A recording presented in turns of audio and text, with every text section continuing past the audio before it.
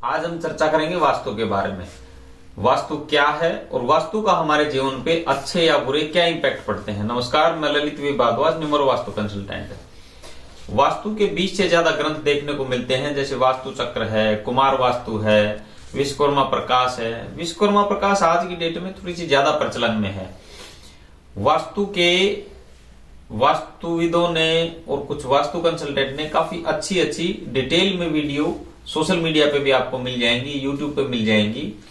उसके बावजूद भी हमें देखने को मिलता है, जब हम फील्ड में जाते हैं तो लोगों की भ्रांतियां हैं कि वास्तु कुछ भी नहीं है, इसका कोई ऐसा इंपैक्ट नहीं आता, ये मनगढ़ंत बातें हैं। लेकिन ऐसा नहीं है। और वास्तु के बेसिक्स के बारे में बातें हों और भगवान विश्वकर्मा के बारे में बात ना हो तो ये एक बेईमानी होगी, क्योंकि भगवान विश्वकर्मा को आदि प्रवर्तक माना गया है शिल्प और वास्तु का। ब्रह्मा, विष्णु और शिवलोक की उत्पत्ति जो इनका आदि रूप था तो भगवान विश्वकर्मा ने किया। दूसरा जो इनका रूप था उसमें देवता और मनुष्य के लिए दुर्ग और पुरियों का निर्माण करने के लिए जाना जाता है। ये देवताओं के शिल्प देव थे और दानवों के लिए मैं दानव नाम के एक जो इनके दानव गुरु थे वो जाने जाते हैं इनकी भवन और पुरियों का निर्माण करने के लिए। तो प्रचलन में आया कि मैं वास्तु और विश्वकर्मा वास्तु। कुछ समय बाद ये दोनों मिलजुल के ये चलने लग गया। इस तरह वास्तु शास्त्र में दो मत हुए, एक विश्वकर्मा वास्तु और एक मैं वास्तु। धीरे धीरे जब प्रचलन में आई तो ये दोनों घुल मिल गई, काम चलता रहा।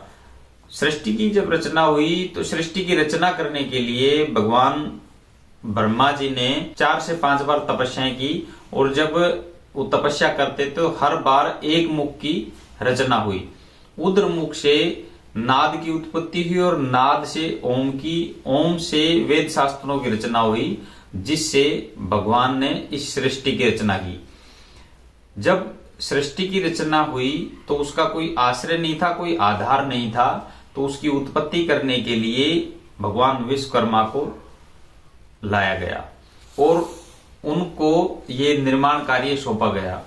अब विश्वकर्मा जी की वंशावली के बारे में थोड़ी सी बात कर लेते हैं। उससे क्या होगा कि आपकी जो ये भ्रांतियां हैं वो काफी हद तक दूर हो जाएंगी। जैसे मैंने बताया कि 5 मुख हुए, तो जो पूर्व मुख है उसे सदोजत मनु पैदा हुए और इनके 25 उपगोत्र थे।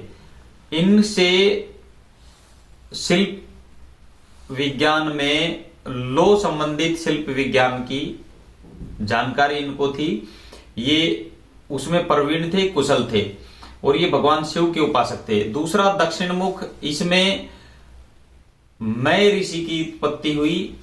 ये विष्णु के आराध्य थे और इनको शिल्प विज्ञान के बारे में काफी अच्छी नॉलेज थी, ये कुशल थे। पश्चिम मुख में देखने में आया कि ये त्वष्टा ऋषि पैदा हुए और इनके इष्ट ब्रह्मा जी थे। ये ताम्र शिल्प विज्ञान में काफी कुशल थे। उत्तर से तत्पुरुष नामक ऋषि, उनका जो वंश चला, वे भगवान इंद्र के उपासक थे और ये मिट्टी और पत्थर के शिल्प शास्त्र के ज्ञाता थे। ईशान दिशा से उद्र मुख से दैवकी की उत्पत्ति हुई। ये सूर्य के उपासक थे और ये स्वर्ण के शिल्प शास्त्र थे। इस तरह से इन पांचों से 125 उपगोत्रों की उत्पत्ति हुई।